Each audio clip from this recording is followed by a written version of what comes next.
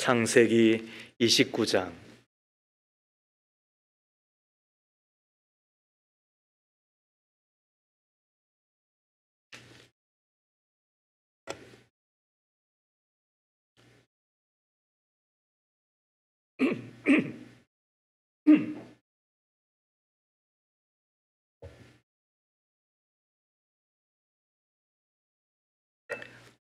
창세기 29장 21절에서 30절 말씀 한 절씩 나누어 읽고 마지막 절은 함께 읽죠.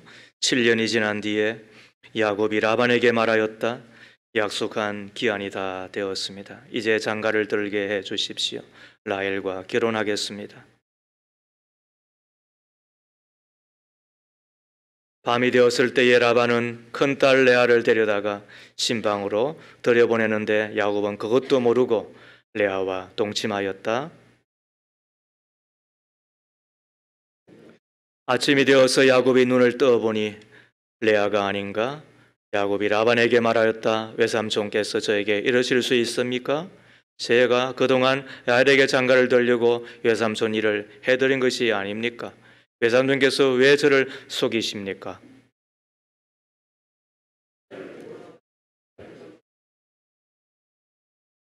그러니 이래 동안 초래 기간을 채우게. 그런 다음에 작은 아이도 자네에게 주겠네.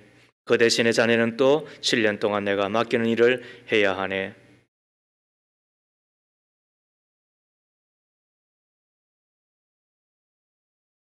라반은 여종 비라를 자기 딸 라헬에게 몸종으로 주었다. 야곱이 라헬과 동침하였다. 야곱은 레아보다 라헬을 더 사랑하였다. 그는 또다시 7년 동안 라반의 일을 하였다. 이는 하나님의 말씀입니다. 하나님 감사합니다. 아멘. 신자가 사는 방식 11번째 이야기를 함께 나누고자 합니다. 하나님의 손에는 항상 저울이 있다. 이런 이야기를 듣습니다. 하나님의 손에는 항상 저울이 있다. 무슨 말인가 하면 하나님께서는 이유 없이 누구에게 더 많이 주시지 않고 하나님은 이유 없이 누군가에게 적게 주시지 않는다는 말입니다. 하나님께서는 일반 은총 가운데서는 누구를 특별히 미워하거나 또 반대로 누구를 특별히 사랑하고 그런 하나님이 아니라는 이야기입니다. 하나님은 다 사랑하시고 또 골고루 나누어 주시는 하나님, 공평하신 하나님이 된다는 뜻이 됩니다. 그러나 우리는 이 공평하신 하나님을 생각지 못하기 때문에 어떤 때는 많이 가진 일을 보고서 왜 나에게는 적게 주시나 그렇게 섭섭하게 생각할 때가 있고 또 잘난 일을 볼 때마다 왜 나는 조금 못되게 만드셨나 또 이렇게 하나님을 탓하기도 하잖아요. 그러나 우리의 모습과 살아가는 세상 사람들의 모습들을 곰곰이 정직한 모습으로 하나님의 눈으로 바라보면 하나님은 언제나 모든 것에 공평하게 일하시고 또 공평하게 역사하신다는 것을 깨닫지 않을 수가 없지요. 오늘 읽은 본문에 보면 세 사람이 등장합니다. 한 사람은 야곱이고 또 한 사람은 라헬이고 또 한 사람은 레아입니다. 하나님께서 이 세 사람에게 대하신 것을 보면 하나님은 얼마나 공평하신가 이것을 알 수밖에는 없어요. 이 공평하신 하나님을 우리가 만나 우리는 어떻게 살아야 되는가 여기에서 신자가 사는 방식 11번째 이야기를 함께 시작을 하는 겁니다. 첫 번째, 하나님이 공평하시기 때문에 심은 대로 거둔다는 겁니다. 하나님이 공평하시기 때문에 심은 대로 거둘 수밖에 없는 것이 우리의 인생입니다. 야곱에게 공평하신 하나님을 통하여 이 교훈을 받는데요. 야곱 하면은 제일 먼저 떠오르는 단어가 뭐예요? 약삭빠름? 또 혹은 못 견디는 사람? 자기의 것으로 만들지 않고서는 직성이 풀리지 않는 사람이기도 하지요. 그는 날 때부터 엄마 뱃속에서부터 싸웠던 자, 그리고 얼마나 먼저 되기를 바라였으면 형 에서가 상둥이였잖아요. 엄마 뱃속에서 나온데 발꿈치를 잡고 나오려고 그렇게 했겠어요.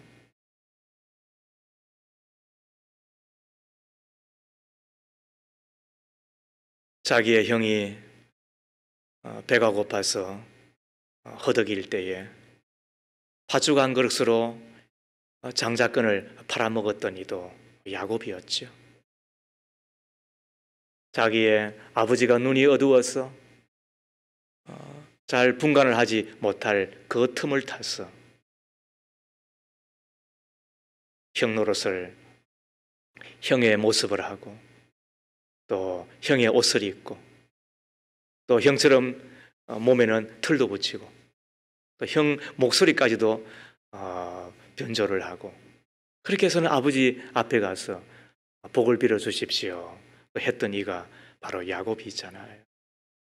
아무튼 그는 얼마나 지독하게 취하지 않고서는 빼앗지 않고서는 자기의 뜻대로 되어지지 않고서는 직성이 풀리지 않는 사람.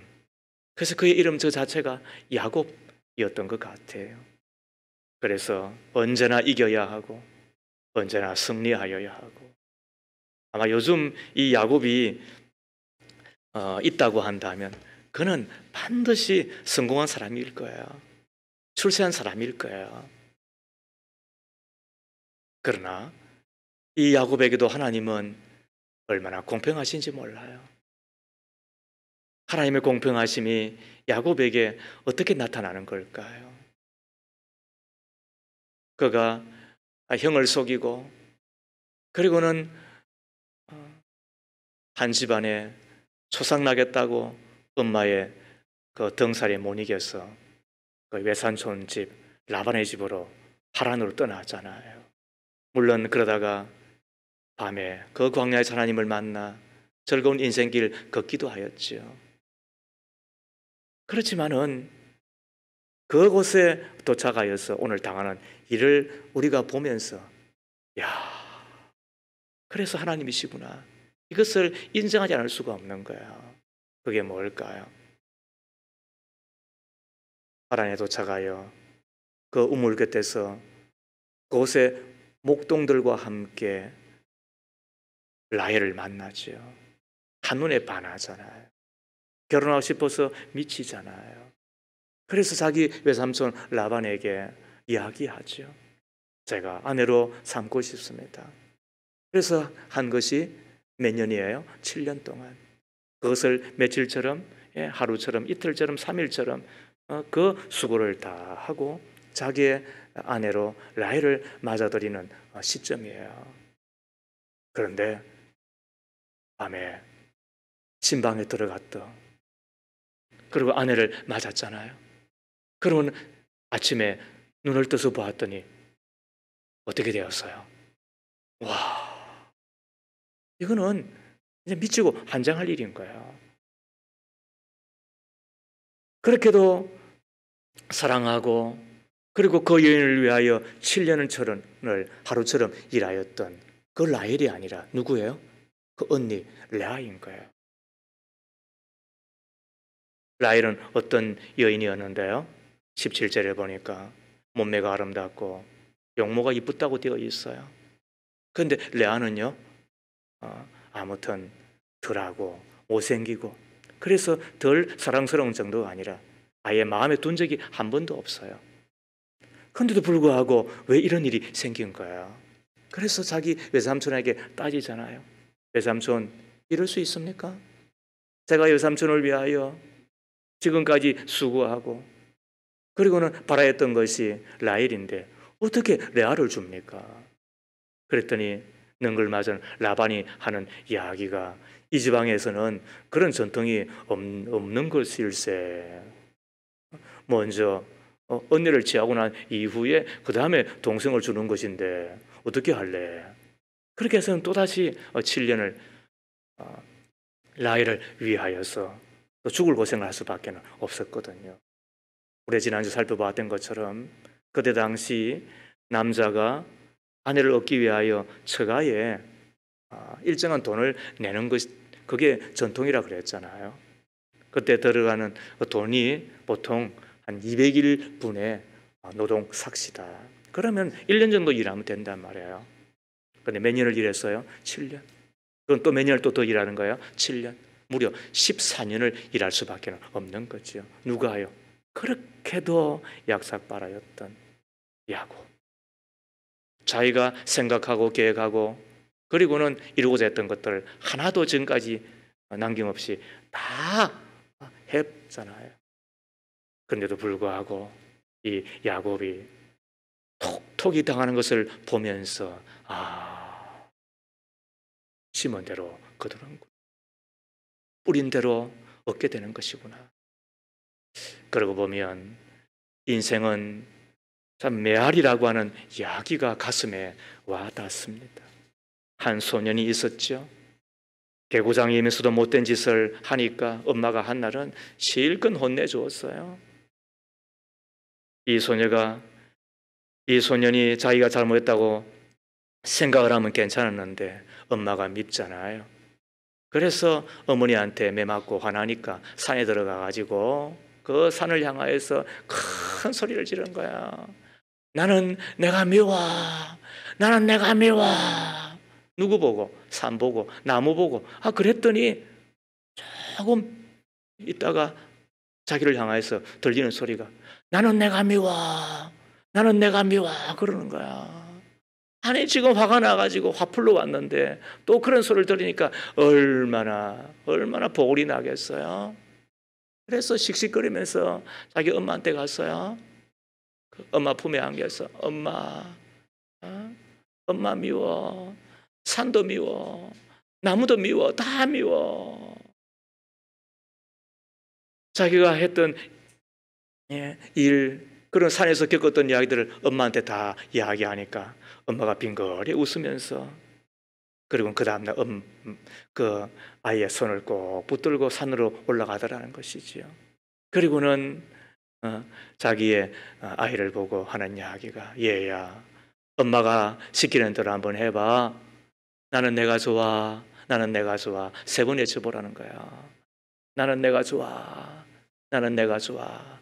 나는 내가 좋아. 그랬더니 산에서 무슨 소리가 들리는 거야. 나는 내가 좋아. 나무도 무슨 이야기를 하는 거야. 나는 내가 좋아. 나는 내가 좋아. 여러분 무슨 이야기인지 아시죠? 인생은 자기가 행한 대로 돌려받게 되는 거예요. 누군가 나를 미워한다고요? 예, 그럴 수 있습니다. 그러나 어쩌면 내가 미워했기 때문에 그런 것 아닌가요? 누가 나를 많이 사랑한다고요? 예, 고맙죠. 덕일 수 있잖아요. 그러나 어쩌면 내가 사랑했기 때문에 그런 보응을 받는 것 아니겠어요? 우리는 생각한다고 세상은 부조리하다고 예 그렇습니다. 세상은 불합리하다고 그럴 수 있습니다.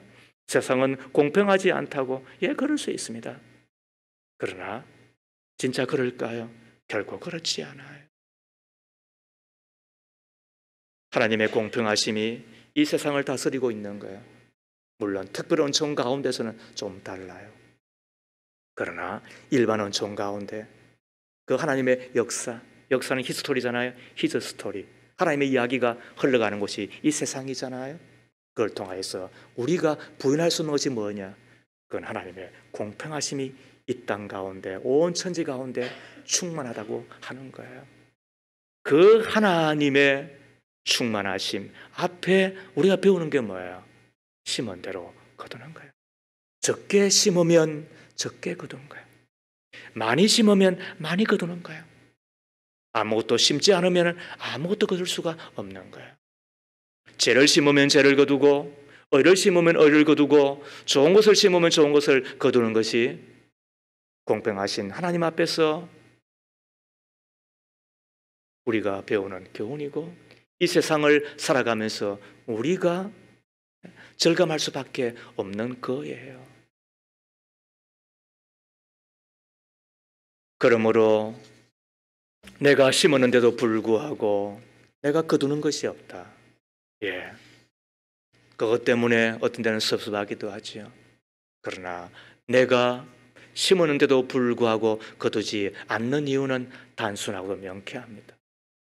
내가 욕심을 부리며 심었기 때문에 더 이상 나에게 오고 있지 않는 것으로 이해를 하면 정확한 것입니다. 그러므로 성경의 원리를 기억하십시오. 갈라디아서 6장 7절에 스스로 속이지 말라. 갈라디아서 6장 8절 말씀에 사람이 무엇으로 심든지 그대로 거두리라. 예수님도 말씀하시기를 긍휼히 여기는 자는 긍휼히 여김을 받고, 마태복음 5장 7절입니다. 너희가 헤아리는 그 헤아림으로 너희도 헤아림을 받게 된다. 마태복음 7장 2절 말씀입니다. 행한 대로 돌아오게 됩니다. 하나님의 공의로우심과 하나님의 공평하심을 기억한다고 한다면 절대로 남을 속이거나 남 눈에 피눈물 나게 하여서 내가 득볼 게 뭐가 있겠어요? 그러므로 좋은 것 심는 사람, 이 땅을 살아가면서 선을 심는 사람, 이 땅을 살아가면서 하나님 앞에 많은 것을 심으십시오. 복음을 위하여 많은 것을 심으십시오. 내 당대에 다 얻지 못한다 하더라도 내 자식은 그것을 다 얻게 되어 있는 것입니다. 하나님은 공평하십니다. 그러므로 심는 대로 거두게 되어 있습니다. 두 번째로, 하나님은 공평하시기 때문에 이미 주어져 있는 것으로 감사하며 사셔야 됩니다. 하나님은 공평하시기 때문에 이미 주어져 있는 것으로 감사하며 사는 것이 우리여야 되는 것입니다. 왜냐하면 하나님은 한 사람에게 모든 것을 다 주시지 않기 때문에 그렇습니다. 라헬에게서 배웁니다. 30절 말씀을 보십시오. 야곱이 라헬과 동침하였다. 야곱은 레아보다 라헬을 더 사랑하였다. 그는 또다시 7년 동안 라반의 일을 하였다. 이 라헬이 어떤 사람이에요? 우리는 지난주 읽었던 17절 말씀을 보면 라헬은 몸매가 아름답고 용모도 예뻤다 그랬습니다. 저는 옛날에 이 기술이 그렇게 가슴에 확 닿지를 않았습니다. 여자가 얼굴이 이쁘면 되지. 그런데 어느 날 이 신성일 씨가 지금은 고인이 되었지만 자기는 얼굴보다도 몸매를 본대요. 그리고 여인은 진짜 얼굴도 이뻐야 되지만 몸매가 이뻐야 진짜 미인이라는 이야기를 합디다. 처음에는 좀 긴가민가 했는데 그런데 이해가 되는 듯해요. 그리고 라헬이 어떤 사람이라고요? 바로 그런 사람이에요. 얼굴도 이쁜 듯해요.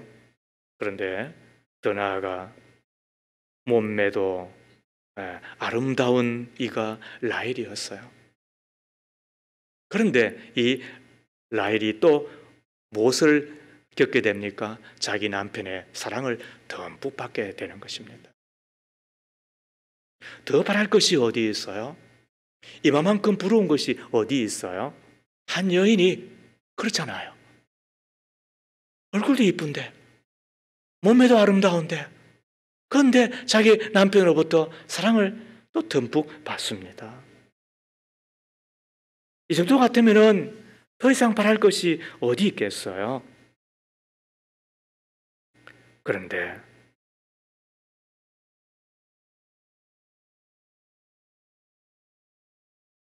이 라헬에게도 하나님은 공평하셨어요. 두 가지를 안 주셨습니다. 뭘까요? 하나는 자식을 안 주셨습니다. 지금은 뭐 결혼도 안 하는 세상, 뭐 자식은 뭐 있어도 그만, 뭐 없어도 뭐 그만인 세상. 어쩌면은 자식 없이 사는 것이 뭐 더 뭐 행복하게 잘 산다고 그렇게 여기는 세상 아무튼 뒤죽박죽인 것 같습니다. 그러나 나중에 노년이 되었을 때 그때 저도 듣는 이야기 있잖아요. 그때 우리가 거의 이구동성을 한 이야기잖아요. 내가 너 때문에 행복했다. 그게 우리 앞에 있는 자식인 거야. 애물단지라는 이야기도 듣지만은 그러나 또 다른 이야기 들어보셨어요? 해피 버든이라고. 짐은 짐이지만 그러나 너 때문에 행복했다는 게 그게 자식이잖아요. 그거는 예나 지금이나 거의 변하지 않아요. 뿐만 아니라 시편 127편에 보면 여호와는 자식은 여호와의 기업이다라고. 전통의 하설이 가득한 것이 든든한 것처럼 그러나 자식 때문에 덕을 본다고. 그 자식 때문에 힘을 얻는 것이 부모라고. 그래서 우리나라에도 그랬고 그리고 그때에도 자식이 없는 것은 여인의 저주다라고까지 이야기를 한 거죠. 그런데 이 라헬에게 뭐가 없어요? 자식이 없는 거. 자기의 언니는 그 자식을 숨풍숨풍 낳는데 별의별 수를 다 써보아도 자식을 낳을 수가 없지요. 그 고통스러움을 가슴을 안고 사는 게 라헬이에요. 자, 그러다가 하나님께서 이 라헬의 태의 문을 열어주세요. 그리고 두 아들을 낳게 됩니다. 그가 누구예요? 요셉과 그리고 베냐민이에요. 그러나 거기에서 그쳤으면 얼마나 좋겠어요. 그의 두 번째 아들 베냐민을 낳는데 그거 낳으면서 그가 난산함으로 그가 길거리에서 죽게 됩니다. 이것이 라헬에게 있었던 불행인 거예요. 뭘 가졌는데 그래서 남부러울 것이 없었는데 더 이상 바랄 것이 없는 모든 것을 다 갖춘 여인이었는데 그런데 뭐가 없는가요? 이걸 보면서 우리가 다시 마음에 절감할 수밖에 없는 게 뭐예요? 하나님의 공평하심이라는 거예요.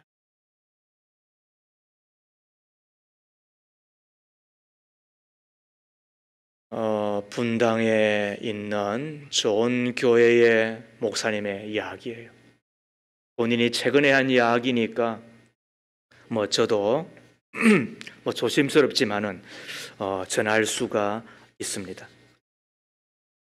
아버지도 목사고 그리고 본인도 어떤 복을 받았는지 미국에 유학도 갔다 오고 그리고 자기 아버지 교회에 또 담임으로 들어가서 지금도 목회 잘 하시죠.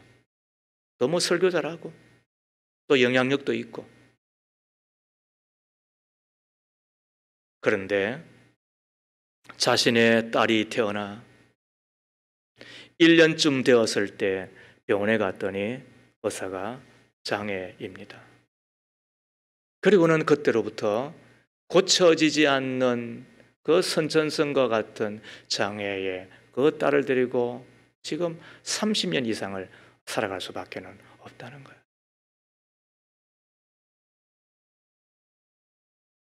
그분의 이야기를 들어보십시오. 우리의 삶에서 가장 어려운 부분 중 하나가 내 뜻대로 되어지지 않는 것이다. 한마디로 말하면 미치고 폴짝 뛰겠다는 거예요. 끊임없이 부족하고 해결되지 않는 부분들이 있기에 여전히 제게는 용기와 믿음이 필요로 합니다. 그리고 하나님을 의지할 수밖에 없습니다. 이분의 이야기를 들으면서 생각해 보는 겁니다. 부러울 것이 없는 것 같은데 그래도 어떻다고요? 하나님이 다 주시지 않는 것이 있구나. 우리는 모 재벌의 모습을 보잖아요. 한국 최고의 갑부잖아요. 그런데도 불구하고 건강에 복은 안 주시는 거예요. 그 집안에 흐르는 폐병을 여러분 아시잖아요. 그리고 또 자식들이 다 이혼해 버렸잖아요. 또 한 아이는 미국에서 그냥 스스로 생애권을 놓아버리고 말았잖아요. 여러분 제가 비아냥거리는 이야기를 하는 거 아닌 거 아시잖아요. 하나님의 공평하심을 우리가 이해하고 받아들인다고 한다면 어떻다고요? 하나님은 한 사람에게 모든 걸 다 주시지 않더라는 거예요. 그렇다면 우리가 어떻게 하며 살아야 된다? 아마 우리 가운데는 이럴 거예요. 아니요, 다 가진 이도 있습니다. 잘났고, 그리고 많이 가졌고, 잘 배웠고, 승승장구하고, 그런데도 불구하고 뭐 단명 없습니다. 또 장수합디다. 죽을 때도 떵떵거리며 삽디다. 그러나 우리 하나님의 공평하심을 믿는다고 한다면 어떻다고요? 아니, 당신이 못 본 것 중에서 못 가진 것이 있을 것이다. 더 나아가 야고보서 2장에 의하면 그분들에게 뭘 안 준다? 천국은 안 주더라. 이것이 하나님의 공평하심이라고 생각한다고 한다면 그때 우리가 다시 받아들일 것이 뭐라고요? 하나님이 이미 나에게 주신 것 가운데 우리가 감사하며 감격하며 사는 것이 행복한 인생이라고 하는 거예요. 이것을 발견해내는 것이 믿음의 실력인 거예요. 우리가 그것을 따라 살아가는 것이 신자의 삶의 방식인 거죠. 하나님은 공평하시기 때문에 이미 나에게 주신 것을 가지고 감사하며 감격하며 살아야 되는 것, 그것이 우리들인 것입니다. 마지막 세 번째, 하나님은 공평하시기에 나에게 있는 것이 무엇인가를 찾으셔야 합니다. 하나님이 공평하시기 때문에 나에게 있는 것이 무엇인가를 찾아야 됩니다. 왜? 하나님은 아무것도 주시지 않는 사람이 없기 때문입니다. 레아에게 공평하신 하나님을 통하여 배우는 교훈입니다. 레아는 한마디로 못생긴 여성이잖아요. 17절 말씀을 한번 보십시오. 레아는 눈매가 부드럽고 라헬은 몸매가 아름답고 용모도 이쁘다.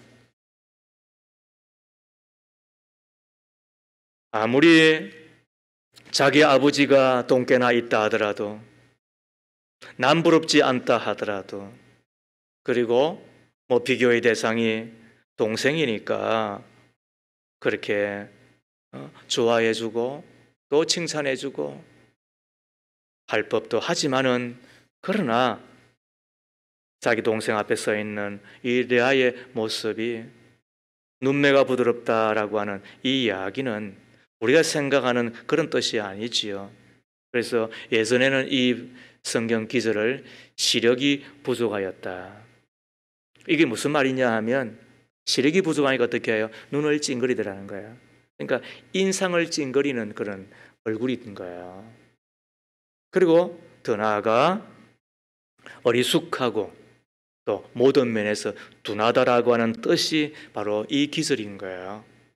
자기를 가꿀 줄 모르고 혹은 또 꾸밀 줄도 모르는 여인이 레아였던 거지요.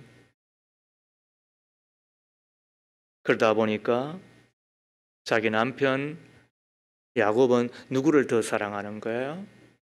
자기를 덜 사랑하는 것이 아니라 자기를 거의 사랑하지 않잖아요.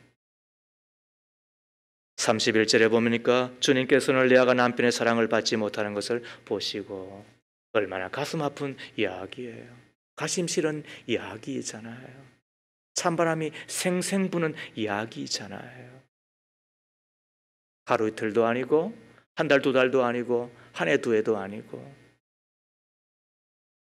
얼마나 가슴에 멍이 들겠어요. 못생겼는데 사랑도 못 받아요. 그런데 여기서도 하나님의 공평하심이 나오는 거예요. 그래서 하나님은 통쾌하게 보상하는 듯해요. 그게 뭘까요? 한 서너 가지쯤 된다고요. 첫 번째, 자기의 동생 라헬은 이뻤죠.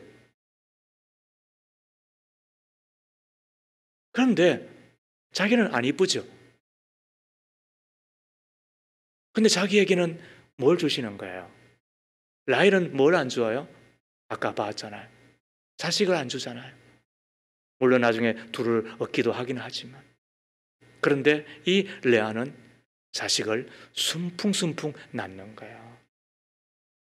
자기의 몸에서 무려 6을 낳아요. 그리고 자기의 몸종에서 둘을 더 낳아요. 그래서 몇 명이 되는 거예요? 무려 8명이 되는 거예요. 자기 남편 야곱의 전체 아들이 몇 명이에요? 딸 디나를 합치면 13이잖아요.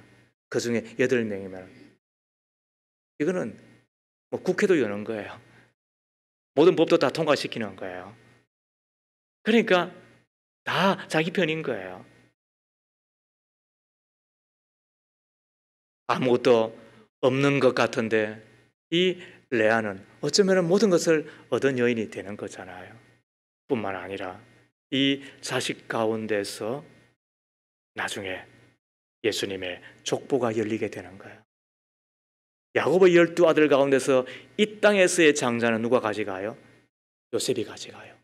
그래서 장자는 2배를 유산으로 받으니까, 그래서 요셉의 이름은 사라지는데 요셉의 2아들 에브라임과 므낫세가 한 지파씩 차지하고 12지파를 차지하는 거예요. 이게 비밀인 거예요. 레위는 없어지고, 왜? 레위는 제사장 지파가 되는 거니까. 그런데 영적인 장자권, 그거는 누가 가져가는 거예요? 유다가 가져가는 거예요. 나중에 그 이야기를 또 할 기회가 있을 것입니다만 유다의 그 희생을 보시고 하나님은 유다에게 영적인 장자권을 주셔서 그곳에서 아브라함이 나오게 하시고, 그 다음에 다윗이 나오게 하시고, 그리고는 나중에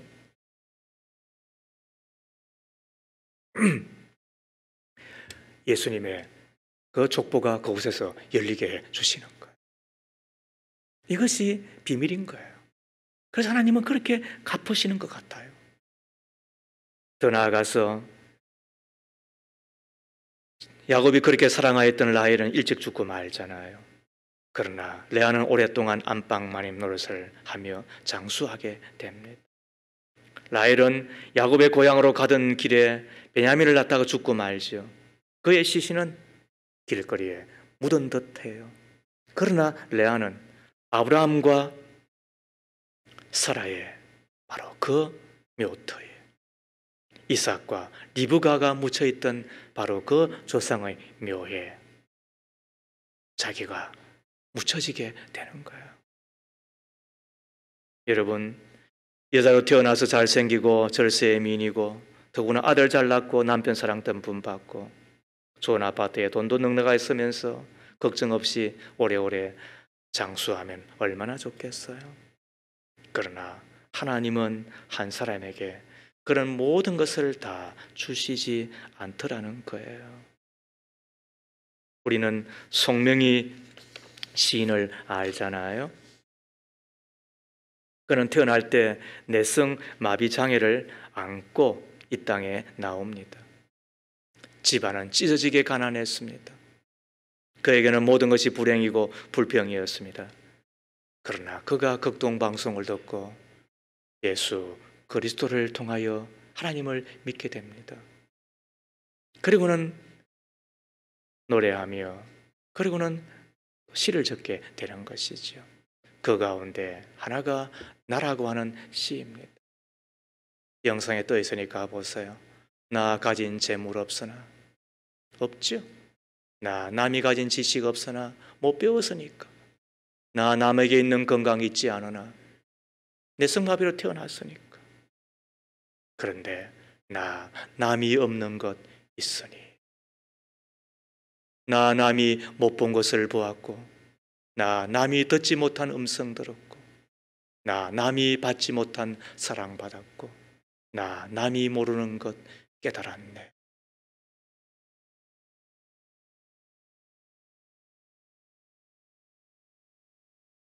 없잖아요. 건강 없고 지식 없고 재물 없고 섭섭하잖아요. 부모 탓할 수 있잖아요. 극수저로 태어나고 그래서 원망하며 살 수 있잖아요. 그런데 곰곰이 생각해 보는 거예요. 그랬더니 내가 못 가진 것이 사실이지만 그런데 남이 갖고 있지 않는 것 있더라는 거예요. 남이 듣지 못한 음성 들었고, 남이 받지 못한 사랑 받았고, 남이 모르는 것 깨닫게 되잖아요. 그래서 그분의 입에서 나오는 이야기가 뭐예요? 공평하신 하나님이 나 남이 가진 것 나 없지만 공평하신 하나님이 나 남이 없는 것 갖게 하셨네. 여러분, 그런 것입니다. 남이 가진 것 나 없는 것 사실이라는 거예요. 그것 때문에 마음 아프다는 거예요. 그것 때문에 고통스럽다는 거예요. 그것 때문에 어떤 때는 살맛 안 난다는 거예요. 그러나 공평하신 하나님이 남이 없는 것 갖게 해 주신 것 때문에, 바로 그것 때문에 내가 노래하고 하나님을 예배하며 하나님을 찬양하며 사는 자가 되었다. 그렇다고 한다면 우리는 어떻게 해야 되나요? 하나님의 그 공평하심 앞에 심은 대로 거둔다는 사실을 기억하며 사셔야 되지. 좋은 거 심기를 바랍니다. 젊은 날 주를 위하여 많이 심으십시오. 청년의 때에 하나님을 위하여 많이 심는 자가 되십시오. 우리가 하나님의 복음과 교회를 위하여 많이 심는 자가 될 수 있기를 바랍니다. 심으면 심은 그대로 거두게 됩니다. 한국의 교회는 누구든 교회 가면 다 좋아해요. 다 환영해요. 잘 오셨냐라고 다 그렇게 반갑게 맞아줍니다. 그러나 1년 지나고 2년 지나면 그냥 또 무던해집니다. 그때 거두는 건 뭐예요? 심은 것만큼 거두게 됩니다. 심은 것만큼 사랑받고, 심은 것만큼 직분받고, 심은 것만큼 사람들로부터 환영받고, 무엇보다도 심은 것만큼 하나님으로부터 은혜 받게 되는 거예요. 하나님은 공평하시기 때문에 모든 것을 다 주시지는 않죠. 그렇다고 해서 또 아무것도 주시지 않는 이도 없어요. 그때 할 일이 뭐예요? 우리의 행복과 또 우리의 복된 삶을 위하여 이미 주신 것 감사하며 감격하며 살 뿐만 아니라 없는 것 같은데 하나님이 나에게 주신 것 많잖아요. 곰곰이 생각해 보세요. 저에게 안 주신 것 있습니다. 저에게 없는 것 있습니다. 그런데 제가 곰곰이 생각해 보니까 저에게 있는 것이, 그리고 또 뿐만 아니라 없는 것 때문에, 그것 때문에 내가 얼마나 많이 누리고 사는지 몰라. 그것 때문에 얼마나 제 가운데 평안한 삶을, 그리고 중요하고 가치 있고 또 하늘의 것을 제 마음의 중심에 모시고 살아가야 하는지 모르겠어요. 여러분, 그렇지 않나요? 공평하심을 믿는 우리이기를 바라고, 그것 때문에 심은 대로 우리가 거둠을 기억하고 많이 심되 좋은 것 많이 심는, 선과 의를 심는 우리가 꼭 되어지기를 바라기는, 하나님 나에게 주신 것을 감격하며 살고, 없는 듯 하나 하나님 나에게 주신 것을 찾아 우리가 다시 하나님께 감사하며 이 땅 가운데서 복되게 살아가는 저 여러분 다 되어지기를 주의 이름으로 축복합니다. 감사합니다. 하나님, 하나님은 언제나 공평하신 나의 아버지, 그리고 나의 하나님이심을 믿습니다. 하나님이 공평하시기에 심은 대로 거두게 하시고, 한 사람에게는 모든 것을 다 주시지 않을 뿐만 아니라 아무것도 주시지 않는 이가 없음을 잘 압니다. 나에게 주신 것 하나님 앞에 감사하며 감격하며 살게 하시고, 없는 듯 하나 나에게 주신 것 찾으며 다시 하나님 앞에 감사하며 하나님 앞에 헌신하며 하나님께 충성하며 살아가는 저희가 되게 하옵소서. 예수님 이름으로 기도합니다. 아멘.